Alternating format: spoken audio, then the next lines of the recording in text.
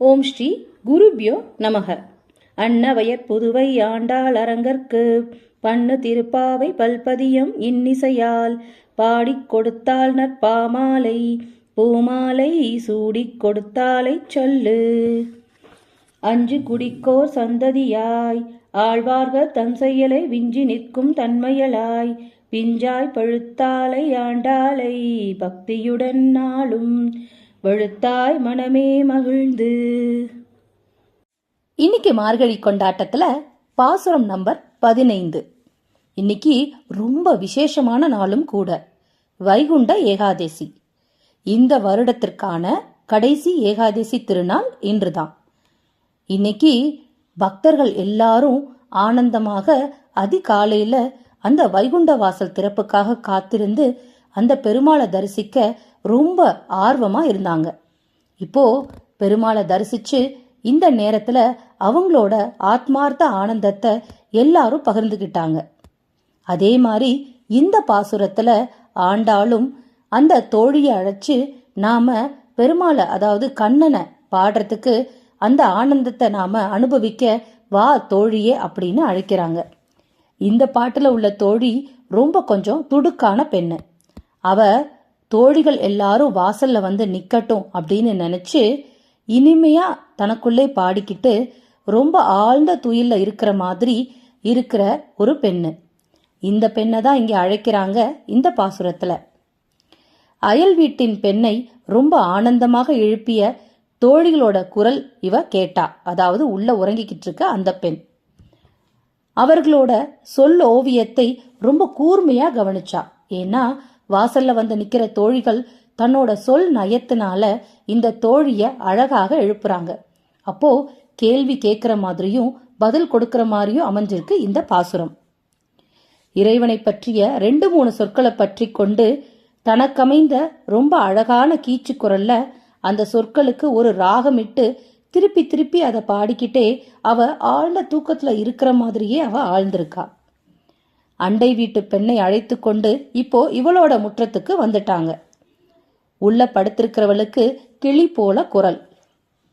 அவளை மென்மையாக எழுப்ப வேண்டுமென்று எண்ணி, என்ன இன்னுமா தூக்கம் அப்படின்னு அதட்டலா கேட்பதற்கு பதிலா செல்லமா அழைப்பது போன்று எல்லே அப்படின்னு அழைக்கிறாங்க. கிராமங்கள்ல ஏய் லே அப்படின்னு அழைக்கிறது உண்டு. ஏலே எங்களே போற அப்படின்னு சொல்லுவாங்க. அதே மாதிரி உள்ள இருந்து பாட்டு சத்தம் மட்டும் மெதுவா நெளிஞ்சு வருது. அதை செவிமடுத்த இந்த தோழிகள் அதோட இனிமையை மெச்சி அவளை இளங்கிளி அப்படின்னு சொல்றாங்க. தன்னை புகழ்ந்து உரைக்கும் சொல் கேட்டதும் கொஞ்சம் புன்முறுவலோட கொஞ்சம் நாணத்துல தான் அவ மிதந்தா. பாட்டு நின்னு போச்சு. இப்போ நிசப்தம். இப்போ தோழிகள் எல்லாரும் எல்லே இளங்கிளியே அப்படின்னு இன்னும் உறங்குறியா அப்படின்னு கேட்டாங்க. ரம்யமான அழகான கிராமத்து சூழல். முற்றம் முழுவதும் இளநிலவு முகம் கொண்ட ரொம்ப அழகான மங்கையர் கூட்டம். பெண்கள் இருவர் கூடினால் பேசாதிருக்கவும் முடியுமோ அப்படின்றது போல சிலு சிலு சிலுன்னு ஆளுக்கொன்றா ஏதோ பேசிக்கொண்டே அழைக்கிறாங்க. மின்னல் இடை கொண்ட பெண்டிரோட பேச்சு மெதுவா உள்ள இருப்பவளோட செவிக்கு எட்டுது. இப்போ அவ கேக்குறா, ஏய் பெண்களே, சும்மா சிலுக்கடிக்காதீங்க, இதோ வர்றேன். இதத்தான் பாசுரத்துல போதர்கின்றேன் அப்படின்னு ஆண்டாள் அழகாக சொல்றாங்க. சில்லன்ற அழையேன்மின் நங்கை மீர் போதர்கின்றேன் அப்படின்னு. இதை கேட்டதும் வெளியே இருப்பவங்க, ஓ இதோ வருகிறேன் அதோ வருகிறேன்னு பேச்சு கொடுத்து கொண்டே நீ உள்ளே இருந்து விடுவாய் போலையே, நீ சரியான வாயாடி என்பது எங்களுக்கு தெரியாதா என்ன? உன் வாய் சாமர்த்தியம் முன்பே எங்களுக்கு தெரிஞ்சது தானே.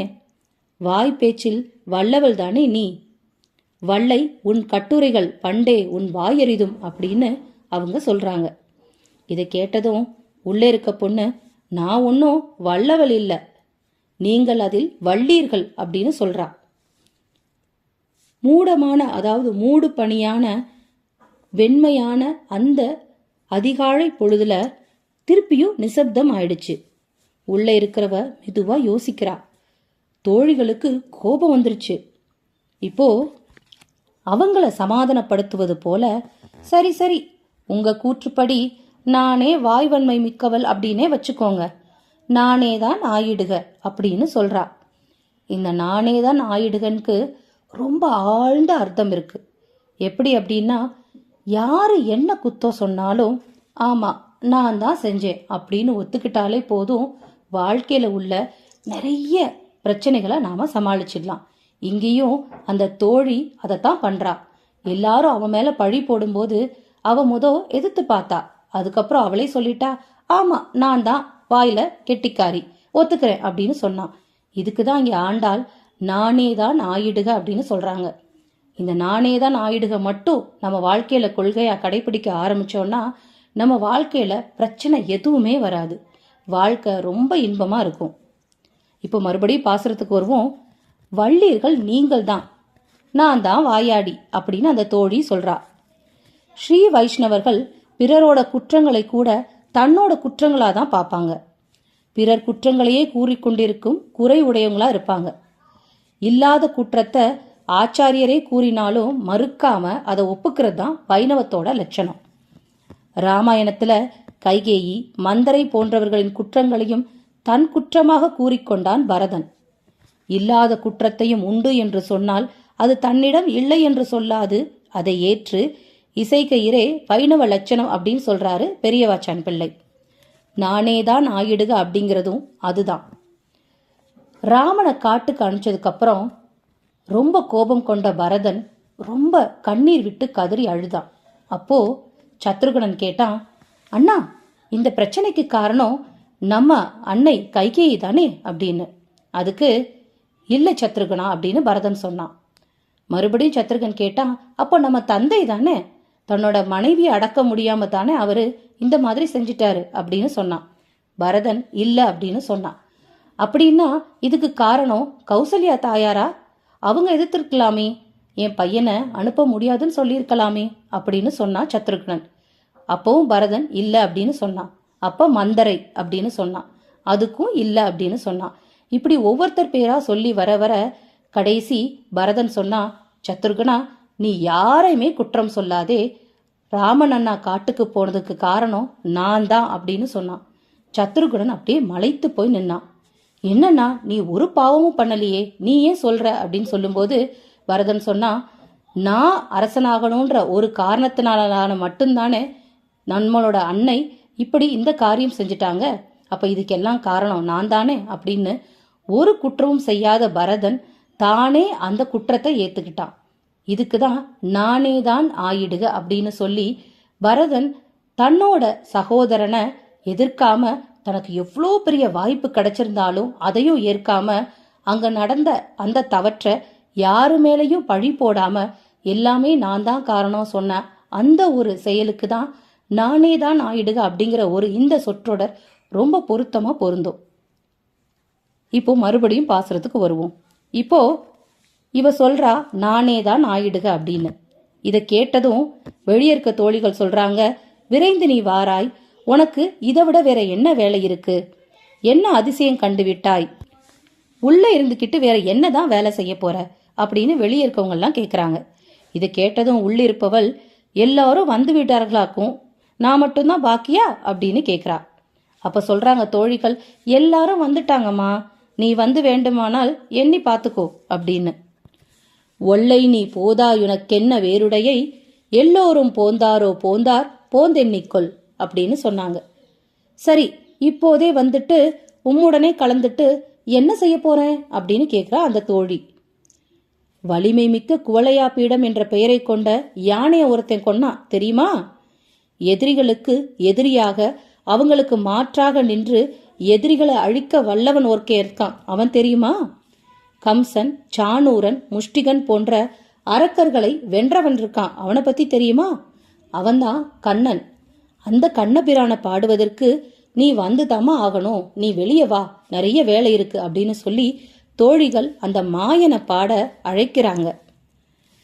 ஆம், இப்போது சாதாரண மானிட உருக்கொண்டு தன்னை சாமானியவனாக காட்டிக்கொண்டு அவ்வப்போது தன்னோட ரொம்ப மாயமான செயல்களால தன்னோட தெய்வீக குணங்களை காட்டி நிற்கும் கண்ணனாக வந்துள்ள விஷ்ணுவ நம்மளோட ஜீவாத்மாவை சூழ்ந்துள்ள மாயையை போக்கி நமக்கு மோட்சம் தரத்தக்க மாயன பாடுவதற்காக உன்னை அழைக்கிறோம் தாயே, நீ விரைவில் வாராய் அப்படின்னு சொல்லி தோழிய அழைக்கிறாங்க வெளியில இருக்க தோழிகள்.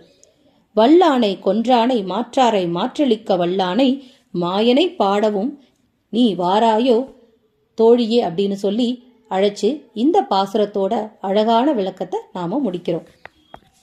இப்போ இந்த பாசுரத்தோட ஆழ்ந்த கருத்து நான் ஏற்கனவே அழகா விளக்கமா சொல்லியிருந்தேன் ஒரு கதை மூலமா.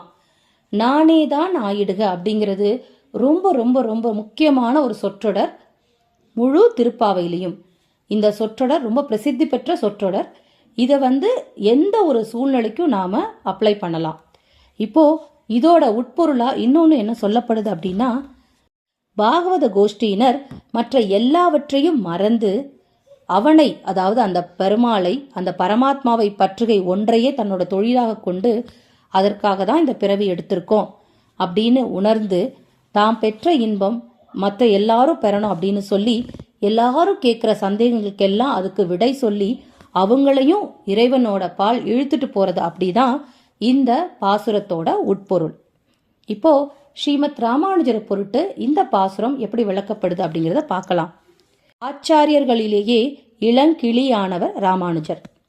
வேதம் தமிழ் செய்த நம்மாழ்வாரை கிளி என்றும், வேதத்தின் பொருள் விளக்க 6 உபநிடதங்கள் உருவானது போல நம்மாழ்வாரின் வேதத்தியலான திருவாய்மொழிக்கு விளக்கம் உரைப்பதை போல திருமங்கையாழ்வார் அப்படின்னு ஒரு ஆழ்வார் 6 பிரபந்தங்களை உருவாக்குனாரு.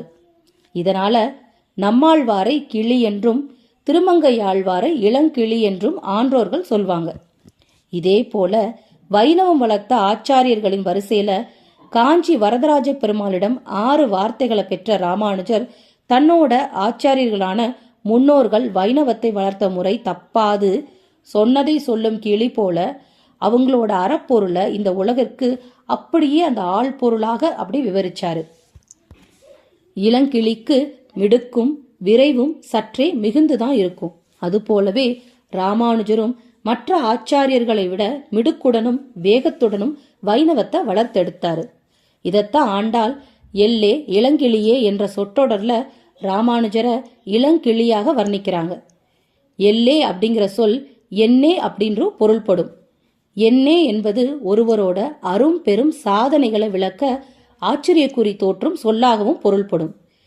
என்னே இந்த இளங்கிளியின் மகத்துவம் அப்படின்னு ராமானுஜர் பிற்காலத்துல, அதாவது கலியுகத்துல வைணவத்திற்கு ஆற்றப்போகும் தொண்டினை நினைச்சு ஆச்சரிய பாவனையுடன் எல்லே இளங்கிளியே என்று தன்னோட அண்ணரான ராமானுஜரை நினைச்சு அதிசயித்து போய்தான் இந்த வார்த்தைகளை இட்டாங்க போல இந்த ஆண்டாள் தேவி. இதுதான் ஸ்ரீமத் ராமானுஜரை பத்தி இந்த பாசுரத்துல ஆண்டாள் எதிர்காலத்துல வரப்போறத நினைச்சு முன்னாடியே அமைச்சிருப்பாங்க போல அப்படின்னு பெரியவங்க சொல்ற ஒரு வியாக்கியானம். இத்தோட இந்த பாசுரத்தோட விளக்கம் முடிவடைது. மீண்டும் நாளைய பாசுரத்துல நாம சந்திக்கலாம். ஸ்ரீமதே ராமானுஜாய நமக. ஸ்ரீ ஆண்டாள் திருவடிகளே சரணம். அழகெல்லாம் ஆண்டாளின் அழகாகுமா, அவள் அசைந்து வரும் நடைக்கு இணையாகுமா, அழகெல்லாம் ஆண்டாளின் அழகாகுமா. கோதை பிறந்த ஊர் கோவிந்தன் வாழும் ஊர், ஜோதி மணிமாடம் தோன்றும் ஊர், நீதியால் நல்ல பக்தர் வாழும் ஊர், நான்மறைகள் ஓதும் ஊர், ஸ்ரீவில்லிபுத்தூர் வேதக்கோனூர். பாதங்கள் தீர்க்கும் பரமனடி காட்டும், வேதம் அனைத்துக்கும் வித்தாகும், கோதை தமிழ் 5 அறியாத மானிடரை வையம் சுமப்பதும் வம்பு.